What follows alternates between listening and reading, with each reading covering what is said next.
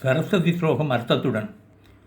யாகுந்தேந்து உஷாரஹாரதபலா யாசுப்ர வஸ்ராபிரதா யாவீணா வரதண்ட மண்டிதகரா யாசேத பத்மாசனா யா பிரம்மாச்சுத சங்கர பிரபிருத்வி தேவை சதா பூஜிதா சாமாம்பாது சரஸ்வதி பகவதி நிசேஷராட்யாபா.